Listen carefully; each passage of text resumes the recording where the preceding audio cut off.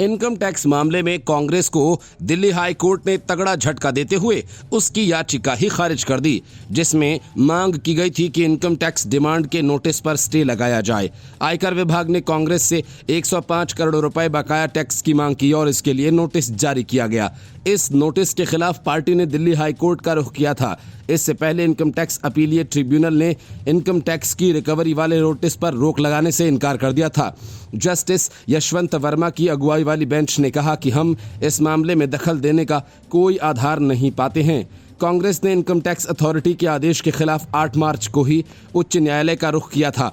13 फरवरी को IT department ने कांग्रेस के खिलाफ नोटिस जारी किया था। आयकर विभाग ने समीक्षाधीन वर्ष 2018-19 के लिए 100 करोड़ रुपए का नोटिस भेजा था। यही नहीं, इस मामले में इनकम टैक्स डिपार्टमेंट ने फरवरी में पार्टी के 4 बैंक खातों को सीज कर दिया था। पार्टी ने इसके बाद ट्रिब्यूनल का रुख किया था। कांग्रेस का कहना था कि यदि उनके अकाउंट्स को फ्रीज कर दिया गया तो पार्टी अपने बिल और कर्मचारियों को सैलरी भी नहीं दे पाएगी। इस मामले में इनकम टैक्स डिपार्टमेंट का कहना था कि कांग्रेस को 65 करोड़ रुपए की रकम सरकार को अदा करनी थी, जो उसने नहीं की। आयकर विभाग के अनुसार कांग्रेस पर कुल 103 करोड़ रुपए की रकम बकाया है, उसे अदा नहीं किया गया है, जिस पर 32 करोड़ रुपए का ब्याज बनता है। तब इनकम टैक्स अथॉरिटी ने अनुमान जाहिर किया था कि कांग्रेस को 199 करोड़ रुपए की रकम मिली है। इसके पहले हाईकोर्ट में सुनवाई के दौरान कांग्रेस ने सुनवाई के दौरान हुई चुनाव की दुहाई के साथ राजनीतिक प्रतिशोध की भी दलील दी और इससे नाराज हाईकोर्ट ने कहा कि क्या 3 साल तक सो रहे थे। तब कोर्ट ने अपना फैसला भी रिजर्व रख लिया था।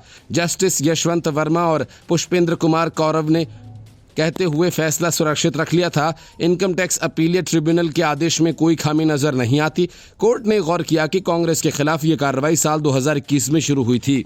इस पर कोर्ट ने सख्त रुख अपनाया और पूछा कि क्या अभी तक सो रहे थे।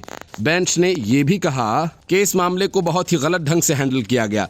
बेंच ने फैसला सुनाते हुए कहा कि याचिकाकर्ता खुद को दोष देना चाहिए। ये मामला 2021 का है और ऐसा लगता है कि आपने इसके लिए कोई प्रयास नहीं किया। लगता है याचिकाकर्ता के ऑफिस में 2021 से कोई सो रहा था।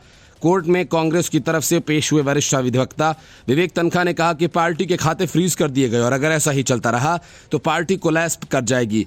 एडवोकेट ने हालांकि कुछ ही दिनों में 2024 के लोकसभा चुनावों का ऐलान होने वाला है कहा कि अगर एक राष्ट्रीय पार्टी अपने पैसे का इस्तेमाल नहीं कर सकती तो फिर वो चुनाव कैसे लड़ेगी। इनकम टैक्स विभाग की तरफ से पेश वकील जोहेब हुसैन ने तर्क दिया कि ये कहना गलत होगा। कार्रवाई चुनाव से ऐन पहले शुरू हुई। उन्होंने कहा कि हमने दिखाया कि कार्रवाई 2021 से चल रही है और ये एक रूटीन रिकवरी है। Bureau report, news of India.